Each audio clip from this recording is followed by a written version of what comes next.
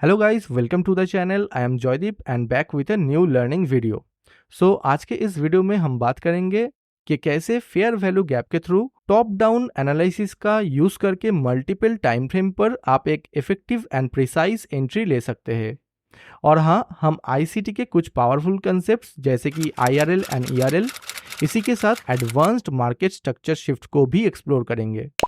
तो वीडियो को एंड तक बहुत ही ध्यान से जरूर देखना। इस वीडियो में मैं कुछ इंडियन स्टॉक्स को एनालिसिस करके दिखाऊंगा, लेकिन इसी के साथ निफ्टी, बैंक निफ्टी, सेंसेक्स या फिर क्रिप्टो, कम्युनिटी या फॉरेक्स जैसे कोई भी मार्केट को आप सेम तरीके से सेम कंसेप्ट के साथ ट्रेड करके प्रॉफिटेबल बन सकते हो। तो बिना वक्त जाया किए चलिए शुरू करते हैं और समझते हैं कि कैसे आप अपने ट्रेडिंग जर्नी को नेक्स्ट लेवल पर ले जा सकते हैं। सबसे पहले हमें जानना है कि फेयर वैल्यू गैप किसे कहते हैं। जैसे कि आप ऑलरेडी जानते हो कि फेयर वैल्यू गैप एक 3 कैंडल पैटर्न है, जहां पे फर्स्ट एंड थर्ड कैंडल सबसे ज्यादा इंपॉर्टेंट होता है। यहाँ पे फर्स्ट एंड थर्ड कैंडल का जो हाई एंड लो होता है वो एक दूसरे के साथ ओवरलैप नहीं करता है, एंड ये जो एरिया है जहां पे डिफरेंस क्रिएट हुआ है उसी को हम फेयर वैल्यू गैप बोलते हैं। बुलिश मार्केट के केस में अगर फर्स्ट एंड थर्ड कैंडल का हाई लो एक दूसरे के साथ ओवरलैप नहीं करता है, देन जो एरिया क्रिएट होता है उसको हम बुलिश फेयर वैल्यू गैप बोलते हैं। इसके थ्रू हमें मार्केट में बायर्स का एग्रेसिवनेस या डोमिनेंस दिखता है। अगर बियरिश मार्केट की बात करूं तो ऑब्वियसली रूल यहाँ पे भी सेम रहेगा। यहाँ पर भी फर्स्ट एंड थर्ड कैंडल का हाई लो के बीच का जो डिफरेंस है उसी को हम फेयर वैल्यू गैप बोलेंगे, एंड इस केस में इसको बियरिश फेयर वैल्यू गैप बोला जाएगा। एंड ऑब्वियसली जो मिड कैंडल है उसको हम एक्सपेंशन या डिस्प्लेसमेंट कैंडल बोलते हैं। बियरिश मार्केट में इसके थ्रू सेलर्स के डोमिनेंस या जो एग्रेसिवनेस है उसको इंडिकेट किया जाता है। हमेशा याद रखना, मिड कैंडल एक एक्सपेंशन यानी कि स्ट्रॉन्ग कैंडल होना चाहिए जिसके थ्रू बायर्स या सेलर्स का डोमिनेंस हमें दिख सके। अभी समझते हैं internal and external range liquidity, मतलब आईआरएल एंड ईआरएल।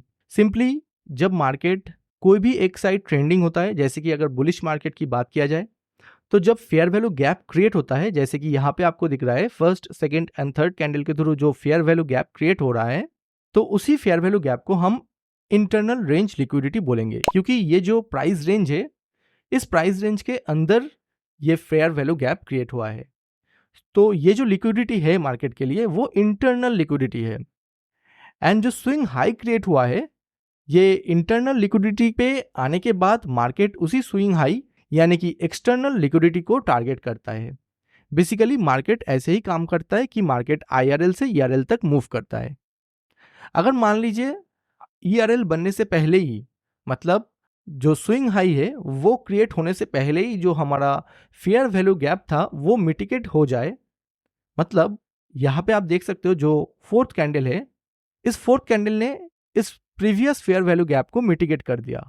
क्लियरली यहाँ पे हमें समझ आ रहा है कि first, second and third candle के थ्रू जो फेयर वैल्यू गैप पहले क्रिएट हुआ था उसको फोर्थ कैंडल ने मिटिगेट किया। अगर किसी को डाउट हो कि थर्ड कैंडल ने ही फेयर वैल्यू गैप को मिटिगेट किया तो वो बिल्कुल सही नहीं है, क्योंकि थर्ड कैंडल बनने के बाद ही हमारे पास फेयर वैल्यू गैप क्रिएट होता है। तो बेसिकली फोर्थ कैंडल ने यहाँ पे फेयर वैल्यू गैप को मिटिगेट कर दिया। मिटिगेट करने का मतलब है, लेफ्ट साइड के एग्जाम्पल पे आप देख सकते हो फोर्थ कैंडल ने फेयर वैल्यू गैप को टच नहीं किया, मतलब मिटिगेट नहीं किया, मतलब फेयर वैल्यू गैप तक प्राइस कभी ट्रेडिंग के लिए आया ही नहीं।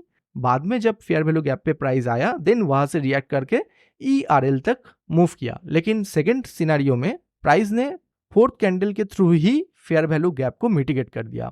तो इस केस में ये जो स्विंग लो क्रिएट हुआ है, इसी स्विंग लो को इंटरनल लो या फिर इंटरनल रेंज लिक्विडिटी या आईआरएल भी बोल सकते हैं। अगर फेयर वैल्यू गैप पहले से ही मिटिगेट हो तो उस केस में हमें स्विंग लो को स्विप होने का वेट करना है। कभी भी प्राइस अगर स्विंग लो के थोड़ा सा नीचे मूव करे एंड तुरंत उसके अपर साइड पे क्लोज करे तो देन हम वहां पे अपना जो एंट्री है लोअर टाइम फ्रेम पे जाके ले सकते हैं अप टू द ईआरएल, मतलब ईआरएल तक हम हमारा मैक्सिमम टारगेट डिसाइड कर सकते हैं। इस ईआरएल को हम एक अलग लैंग्वेज में ड्रॉ ऑन लिक्विडिटी भी बोल सकते हैं। एटलीस्ट प्राइस को जिस लेवल तक मूव करना ही चाहिए उसी लेवल को हम ड्रॉ ऑन लिक्विडिटी भी बोलते हैं। इस केस में जो हमारा ईआरएल है वो हमारे लिए ड्रॉ ऑन लिक्विडिटी की तरह काम करेगा, जो कि टारगेट डिसाइड करने में हमें मदद करता है। तो चलिए अभी डायरेक्टली चार्ट पे जाके कुछ लाइव एग्जांपल्स के साथ हायर टाइम फ्रेम से लोअर टाइम फ्रेम एनालिसिस करके देखते हैं कि कैसे हमें एक proper entry multiple time frame पे मिल सकता है। इसी के साथ अगर आप कंप्लीट मार्केट को बिल्कुल बेसिक से लेके एडवांस लेवल तक एक proper rule based and systematic तरीके से सीखना चाहते हो तो आप हमारे fair value gap mentorship programme को ज्वाइन कर सकते हो। इस प्रोग्राम के थ्रू आपको निफ्टी, बैंक निफ्टी, सेंसेक्स या फिर क्रिप्टो, कमोडिटी एंड फॉरेक्स जैसे किसी भी मार्केट या इंस्ट्रूमेंट पर किसी भी टाइम फ्रेम पे आप कॉन्फिडेंटली ट्रेड करना सीख सकते हो। ये एक कॉम्प्रिहेंसिव गाइडेंस है जो आपको ट्रेडिंग के हर एक एस्पेक्ट को समझने में एंड एक प्रॉफिटेबल ट्रेड लेने में मदद करता है। अभी हमारे सामने है बजाज ऑटो का चार्ट। चाहे आप 1 मिनट ट्रेडर हो, 1 आवर ट्रेडर हो या फिर 1 डे ट्रेडर हो, अगर आप हायर टाइम फ्रेम को अलाइनमेंट पे लेके नहीं चलोगे तो चाहे आप कोई भी टाइम फ्रेम पे ट्रेड करो, आपका जो ट्रेड का विनिंग प्रोबेबिलिटी है वो इतना ज़्यादा इंक्रीज नहीं होगा। जैसे कि मैं मेरे ट्रेडिंग में एटलीस्ट मंथली या वीकली से अपना कोई भी चार्ट देखना स्टार्ट करता हूँ। उसके बाद हम daily 4 hour, 1 hour, 15 minute, 5 minute and 1 minute पे स्टेप बाय स्टेप मूव करते हैं। कोई भी टाइम फ्रेम पर आप ट्रेड कर सकते हो, लेकिन हायर टाइम फ्रेम बायस आपको एटलीस्ट मंथली, वीकली या डेली टाइम फ्रेम से ही आपको स्टार्ट करना चाहिए। तो अभी वापस आते हैं टॉपिक के तरफ। तो जैसे कि यहाँ पे हमने बजाज ऑटो का वीकली चार्ट ओपन करके रखा है। तो जैसे कि मैंने कहा कि हम टॉप टू डाउन एनालिसिस करेंगे, तो यहाँ पे वीकली चार्ट पे आपको क्लियरली यहाँ पे एक फेयर वैल्यू गैप दिख रहा है। ठीक है, ये एक फेयर वैल्यू गैप है वीकली। तो वीकली चार्ट पे जो फेयर वैल्यू गैप आपको दिख रहा है, तो ये जो फेयर वैल्यू गैप है ऑब्वियसली ये हमारे लिए IRL है, मतलब इंटरनल लिक्विडिटी। एंड यहाँ पे जो स्विंग हाई आपको दिख रहा है, ये जो स्विंग हाई है ये हमारे लिए एक्सटर्नल लिक्विडिटी है। ऑब्वियसली वीकली टाइम फ्रेम पे ये जो एरिया है, ये जो वाइट एरिया है, ये हमारे लिए कंटेक्स्ट है। फेयर वैल्यू गैप तक प्राइस आता है तो लोअर टाइम फ्रेम पे जाके लोअर टाइम फ्रेम कंफर्मेशन के साथ अपसाइड के लिए एक बुलिश ट्रेड फाइंड आउट कर सकते हैं। लेकिन कहां तक फाइंड आउट कर सकते हैं? ये जो हमारा लिक्विडिटी पॉइंट है, जहां तक मार्केट मूव किया है हायर साइड पे, ये जो हाई है यहां तक हम अपना टारगेट ले सकते हैं। टारगेट लेना या फिर कितना रिस्क रिवार्ड लेते हो वो आपके ऊपर है। ये हमारे लिए मैक्सिमम टारगेट हो सकता है। अभी अगर हम 1 आवर टाइम फ्रेम पे जाते हैं एंड 1 आवर टाइम फ्रेम पे आने के बाद ये जो एरिया है, फिर से ये एरिया हमारे लिए कंटेक्स्ट है। तो अभी अगर आप थोड़ा ध्यान से देखोगे तो 1 आवर टाइम फ्रेम पे प्राइस ने ये जो वीकली फेयर वैल्यू गैप था इस एरिया को अप्रोच किया है। इसके बाद आप यहाँ पे नोटिस करो प्राइस ने क्या किया, 1 आवर टाइम फ्रेम पे ये जो हमारा weekly fair value gap area था, इसी वीकली फेयर वैल्यू गैप के अंदर एक फिर से फेयर वैल्यू गैप क्रिएट किया इस लेवल पे। ठीक है, ये हमारा first fair value gap 1 hour का क्रिएट हुआ। अभी ये जो 1 आवर का फेयर वैल्यू गैप था, इस फेयर वैल्यू गैप से रिएक्ट करते हुए प्राइस ने एक शार्प अप मूव दिया एंड उसके बाद यहाँ पे एक 1 आवर का फिर से new fair value gap price ने क्रिएट किया। ठीक है, ये new fair value gap create करने के बाद हमें कंफर्मेशन मिल गया कि लोअर टाइम फ्रेम पर भी price higher time frame fair value gap से रिजेक्ट करते हुए या फिर रेस्पेक्ट करते हुए अपसाइड जाना चाहता है। तो क्लियरली अपना जो एंट्री है हम इसी फेयर वैल्यू गैप के ऊपर रख सकते हैं। स्टॉप लॉस थोड़ा सा नीचे रखेंगे एंड टारगेट हम कहां तक ले सकते थे? टारगेट क्लियरली जो हमारा हायर टाइम फ्रेम यानी कि वीकली का ड्रॉ ऑन लिक्विडिटी लेवल था वहां तक हम रख सकते हैं इजीली। इसके बियॉन्ड हम टारगेट नहीं ले सकते हैं। हमेशा याद रखिएगा, अगर मान लीजिए कि कोई भी ट्रेड आपको इस लेवल पे मिलता है एंड स्टॉप लॉस यहाँ पे मिलता है, तो आप यहाँ तक ही मैक्सिमम टारगेट ले सकते हो। इस केस में आपका रिस्क रिवर्ट जो है वो सही नहीं है। मतलब आप कोई भी लेवल पे ट्रेड लेने से पहले अपना RR जरूर चेक कर लेना। मतलब रिस्क रिवर्ट एटलीस्ट 1:2 या उससे ज्यादा ही होना चाहिए। मतलब आपका मैक्सिमम टारगेट यहाँ तक ही है, उसके अंदर ही आपको 1:2 रिस्क रिवर्ट वाला ट्रेड फाइंड आउट करना है। तो जैसे कि यहाँ पे आप देख सकते हो 1:3 से भी ज्यादा रिस्क रिवर्ट आपको दिखने को मिल रहा है। तो यहाँ पे ही हमारा ट्रेड एक्टिव हो गया। फिर से दिखाता हूँ, यहाँ पे फेयर वैल्यू गैप जो क्रिएट हुआ था, ये जो फेयर वैल्यू गैप क्रिएट हुआ था ये कैंडल के थ्रू ही क्रिएट हो गया था, मतलब इस कैंडल के थ्रू। इसके बाद अगर हम इसको थोड़ा सा एक्सटेंड करेंगे तो ऑब्वियसली प्राइस ने उसी फेयर वैल्यू गैप को टच किया एंड वहां से ही फिर से शार्प मूवमेंट स्टार्ट कर दिया। अभी यहाँ पे अगर थोड़ा सा आप देखोगे तो प्राइस अपना जो टारगेट है वो बहुत ही स्मूथ तरीके से, बहुत ही फास्ट अचीव करके हमें दे दिया। अगर हम इस एंट्री को मिस भी कर जाए, फिर से यहाँ पे आपको एक न्यू फेयर वैल्यू गैप दिखने को मिल रहा है। इस फेयर वैल्यू गैप के ऊपर आप फिर से इस लेवल पे एंट्री ले सकते थे। ठीक है, ये जो रेड कैंडल है, थर्ड कैंडल, इसने फेयर वैल्यू गैप क्रिएट किया। यहाँ पे स्टॉप लॉस रहेगा एंड यहाँ पे हमारा टारगेट रहेगा। उसके बाद अगर आप और भी देखोगे तो प्राइस ने और भी बहुत सारे फेयर वैल्यू गैप क्रिएट किया। तो यहाँ पे भी प्राइस इस फेयर वैल्यू गैप से रिजेक्ट करते हुए फिर से इस लेवल पे एक फेयर वैल्यू गैप क्रिएट किया। तो ऑब्वियसली यहाँ पे भी आप अगर एंट्री लेते, मतलब इस लेवल से, तो आपका स्टॉप लॉस एटलीस्ट यहाँ पर रहता एंड टारगेट जो है वो यहाँ पे। यहाँ तक भी हमारा जो रिस्क रिवार्ड है वो सेटिस्फाई हो रहा है। फिर से आप अगर देखोगे तो यहाँ से प्राइस रिजेक्ट करते हुए प्राइस ने यहाँ पे फिर से एक फेयर वैल्यू गैप इस लेवल पे भी क्रिएट किया। ठीक है, एंड यहाँ से अगर आप एंट्री लेने की सोचते तो ऑब्वियसली यहाँ तक अपना एसएल रहता एंड टारगेट देखिए, टारगेट हम यहाँ तक बिल्कुल भी नहीं ले सकते थे क्योंकि जो ड्रॉ ऑन लिक्विडिटी है हायर टाइम फ्रेम का, वो draw on liquidity level reach हो गया और इसी वजह से प्राइस ने एक डीप रिट्रेसमेंट क्रिएट किया इस लेवल पे। देखिए, मतलब जब भी प्राइस ड्रॉ ऑन लिक्विडिटी को रीच करता है तो इस फेयर वैल्यू गैप पे आप देखिए एक डीप रिट्रेसमेंट प्राइस ने ले लिया था। मतलब हमारा जो IRL का हायर टाइम फ्रेम का लेवल था उस लेवल पे अप्रोच किया एंड उसके बाद प्राइस ने फेयर वैल्यू गैप के ऊपर थोड़ा डीप रिट्रेसमेंट किया। हालांकि इस केस में भी हमारा जो एसएल है इससे नीचे ही रहता, लेकिन फिर भी ये ट्रेड हम बिल्कुल इग्नोर करेंगे क्योंकि इस ट्रेड में जो हमारा रिस्क रिवार्ड है वो सही नहीं बैठेगा। और उसी के साथ हायर टाइम फ्रेम पे जब प्राइस ड्रॉ ऑन लिक्विडिटी को हिट कर जाएगा तो हमें फिर से हायर टाइम फ्रेम पे एक न्यू कंटेक्स्ट बनने का वेट करना होता है। तो अभी अगर हम विप्रो का चार्ट देखें मंथली टाइम फ्रेम पर, तो यहाँ पे क्लियरली हमें एक फेयर वैल्यू गैप देखने को मिल रहा है मंथली टाइम फ्रेम पे एंड इसी फेयर वैल्यू गैप से प्राइस रिस्पेक्ट करते हुए अपसाइड जा रहा है। तो क्लियरली यहाँ पे हमारा जो ERL है, मतलब एक्सटर्नल लिक्विडिटी, ये स्विंग हाई बन जाएगा एंड फेयर वैल्यू गैप ये जो आपको दिख रहा है ये हमारे लिए इंटरनल लिक्विडिटी की तरह काम करता है। तो अभी डेली टाइम फ्रेम पे जाके देखेंगे कि कैसे यहाँ पे डेली टाइम फ्रेम पे इसी मंथली फेयर वैल्यू गैप से प्राइस रिएक्ट कर रहा है। तो डेली टाइम फ्रेम पे चलते हैं। डेली टाइम फ्रेम पे जाने के बाद हम क्लियरली देख सकते हैं कि प्राइस ने मंथली फेयर वैल्यू गैप से रिएक्ट करने के बाद डेली टाइम फ्रेम पर भी एक new fair value gap create किया इस लेवल पे। ठीक है, मतलब मंथली फेयर वैल्यू गैप से रेस्पेक्ट करते हुए प्राइस ने daily fair value gap create किया, मतलब हमें एक लोअर टाइम फ्रेम कंफर्मेशन दिया। लेकिन मान लीजिए आपको डेली पे ट्रेड नहीं करना है तो आप इसके भी लोअर टाइम फ्रेम यानी कि 1 आवर पे जाके भी ट्रेड ले सकते हो। अगर हम 1 आवर पे जाते हैं तो 1 आवर पे जाने के बाद हम क्लियरली देख सकते हैं कि प्राइस ने इस लेवल पे लिक्विडिटी स्वीप किया। मतलब यहाँ पे ये जो स्विंग लो क्रिएट किया था, मतलब इसी डेली फेयर वैल्यू गैप के अंदर अगर हम 1 आवर टाइम फ्रेम को ऑब्जर्व कर रहे हैं तो देख पा रहे हैं कि क्लियरली 1 आवर टाइम फ्रेम पे प्राइस ने यहाँ पे इस लेवल पे ये जो स्विंग लो क्रिएट हुआ था, यहाँ पे सारे बायर्स एंड सेलर्स का स्टॉप लॉस को प्राइस ने हिट कर दिया। ऑब्वियसली प्राइस ने यहाँ पे लिक्विडिटी लिया क्योंकि ये जो ग्रीन स्ट्रॉन्ग कैंडल है उसी से हम समझ सकते हैं कि प्राइस अभी अपसाइड जाना चाहता है सारे बायर्स एंड सेलर्स के स्टॉप लॉस को हिट करने के बाद।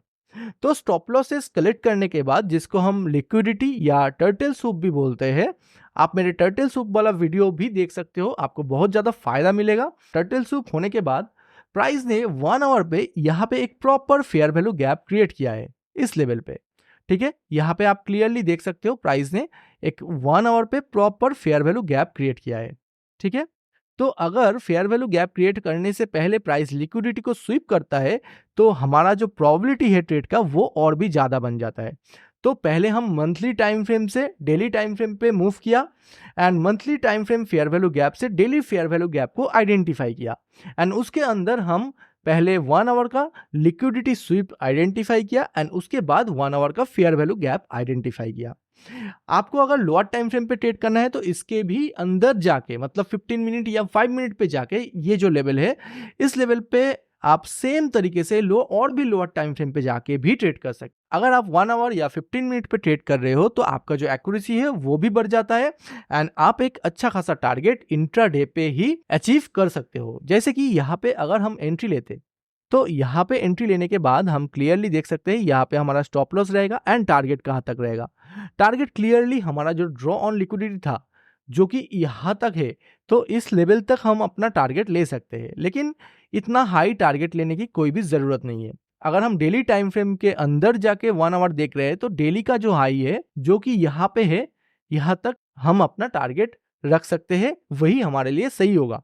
डायरेक्टली मंथली टाइम फ्रेम का हाई तक टारगेट लेना सही नहीं होगा, क्योंकि हो सकता है प्राइस इससे भी थोड़ा और नीचे आके फिर मंथली ड्रॉ ऑन लिक्विडिटी को हिट करे। सो ये जो IRL है, ये जो फेयर वैल्यू गैप है, ये डेली का फेयर वैल्यू गैप था, तो ऑब्वियसली हमारा टारगेट भी ERL तक, मतलब डेली का ही ERL तक होना चाहिए।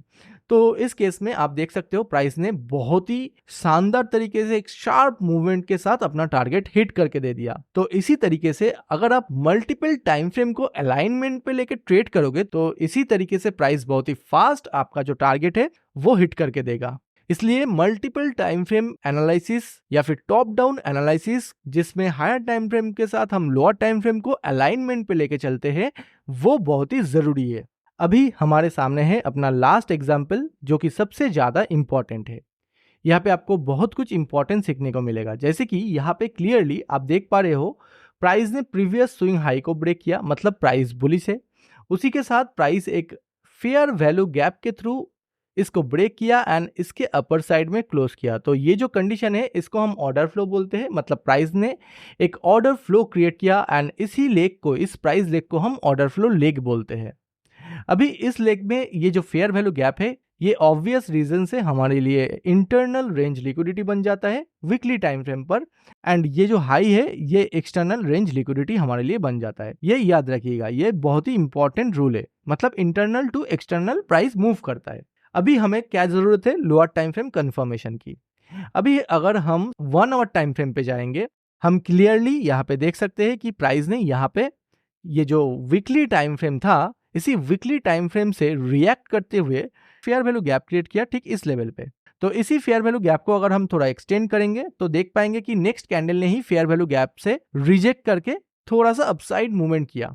सो 5 मिनट पे आने के बाद हम देखते हैं कि क्या होता है कि 5 मिनट पे यहाँ पे अगर हम थोड़ा सा देखें, यहाँ पे प्राइस ने क्या किया, पहले आप ध्यान से समझो। ये जो 1 आवर का फेयर वैल्यू गैप था, इसमें प्राइस ने पहले लिक्विडिटी को स्वीप किया। ठीक है, ये जो लिक्विडिटी था, मतलब बायर्स का जो स्टॉप लॉसेस था, यहाँ पे सारे स्टॉप लॉस को मार्केट ने कलेक्ट किया एंड एक शार्प अपसाइड मूवमेंट क्रिएट किया। एंड ये जो लास्ट स्विंग हाई था अपने पास, इसी स्विंग हाई के अंदर मार्केट ने क्या किया, इसी स्विंग हाई के अंदर एक फेयर वैल्यू गैप को ओवरलैप किया। मतलब अगर आप यहाँ से याद देखोगे तो ये भी हमारे पास एक फेयर वैल्यू गैप ही आपको दिखने को मिलेगा।